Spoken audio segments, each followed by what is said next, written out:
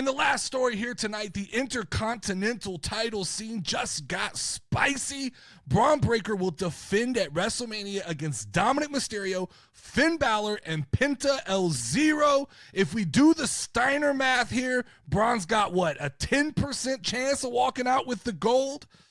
Me, I'm all in on Dominic Mysterio. I think it's his time. Give the man his moment. He has put in the work for the last 2 years. I think in a fatal four-way is the perfect time to have Broun Breaker drop the title. He's got better things to do. It's time for Broun Breaker to move in. He's proven he could be a champion. Time for him to step up to that next level. Let's get him in a world title picture, and let's let Dirty Dominic Mysterio have some burn with the Intercontinental Championship. Let's move forward this Judgment Day storyline. We could have Finn and Dominic Mysterio kind of butt heads, leading to Finn finally leaving, because it's felt like they've teased that for a long time. But this is his moment.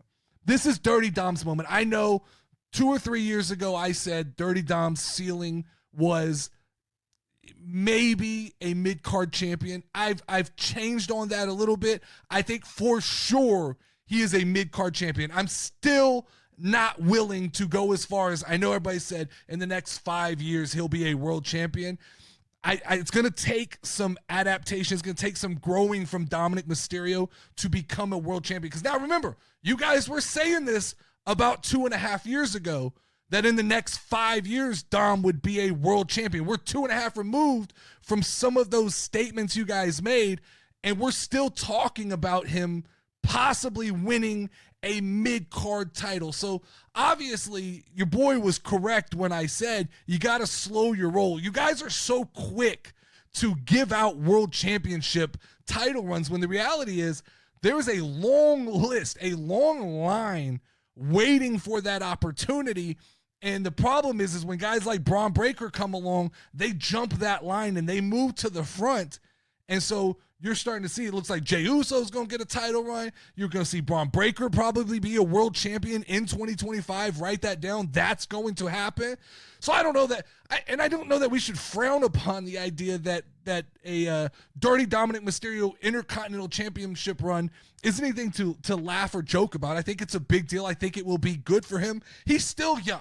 He can still evolve. I don't think this is the final form of Dominic Mysterio by any means, but let's pump our brakes on this idea that Dominic Mysterio is a world champion. But shout out to that. I think that's going to be a good match. We also got a little bit of a surprise tonight.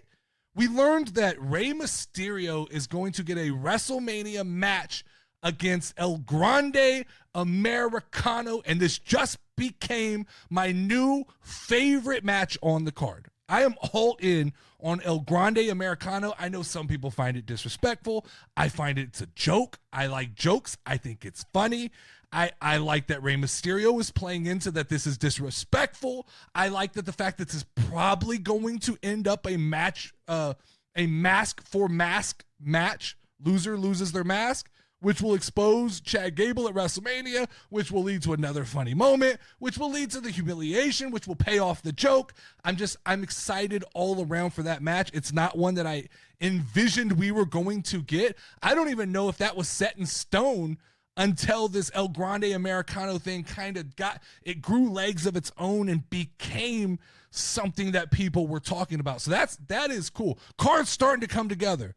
I'm thinking later this week we do a quick kind of just breakdown of the card and really start to digest like Dirty D's top 3 matches he's excited for at WrestleMania this year. That's probably a good episode to have.